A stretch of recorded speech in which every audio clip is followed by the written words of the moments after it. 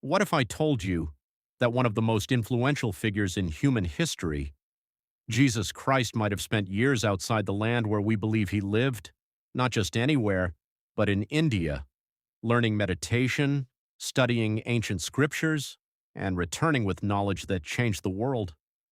Sounds insane, or sounds possible, because millions of people online actually believe this. But today, we're not guessing, we're breaking this down completely, fact by fact, claim by claim. The missing years, the core mystery. Let's start with what's real. The Bible gives us only fragments of Jesus' early life, his birth, a brief moment at age 12. Then suddenly, he appears again at around age 30. That's an 18-year gap. Now think carefully. 18 years is not a small gap. That's almost an entire adult life missing. No job records, no travel logs, no daily activities. This gap is the only reason theories like this exist, because when information is missing, people don't wait for evidence. They create stories. The India theory, full breakdown. Here's exactly what the theory claims. During those missing years, Jesus didn't stay in his homeland. Instead, he traveled east. Possible route, according to believers, from Judea through Persia into India. Once there, he supposedly learned from Hindu sages, studied spiritual texts, practiced meditation and discipline. The most repeated claim is this: he stayed in Ladakh and studied at Hemis Monastery. There he was known as Isa. After years of learning, he returned and started preaching, and his teachings, according to this theory, were influenced by Eastern philosophy. The origin, where this story actually started. This entire narrative comes from one key figure, Nicholas Notovich.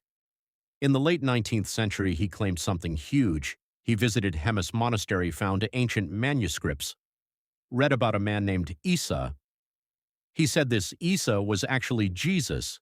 He then published a book presenting this as hidden history. Now here's where things fall apart. Multiple scholars later visited the same monastery. They asked the monks about these manuscripts. The monks denied the entire story. No manuscript was produced. No evidence was shown. Historians investigated, and the conclusion was simple: this story is unreliable. Evidence test, reality check. Let's apply basic logic. If Jesus really traveled thousands of kilometers to India, there should be at least some evidence. At least one of these: Roman records of long-distance travel, Indian texts mentioning a foreign teacher, Buddhist or Hindu writings describing him, archaeological traces. But here's the truth. There is zero credible evidence, not weak evidence, not debated evidence, zero. For someone as historically significant as Jesus, a journey like that would not go unnoticed. The similar teachings argument debunked. Supporters of this theory often say, Jesus' teachings sound similar to Eastern philosophies. They point to ideas like love and compassion, nonviolence, forgiveness, and connect them to Hinduism and Buddhism. But here's the reality: these ideas are universal. Different civilizations develop similar moral values independently. This is called parallel thinking, not influence. Just because two systems share ideas does not mean one copied the other. Why people believe this so easily? Now the real question: why does this theory spread so fast? Simple reasons. Humans love mysteries. Hidden history feels exciting. It connects two major belief systems. It sounds peaceful and unifying.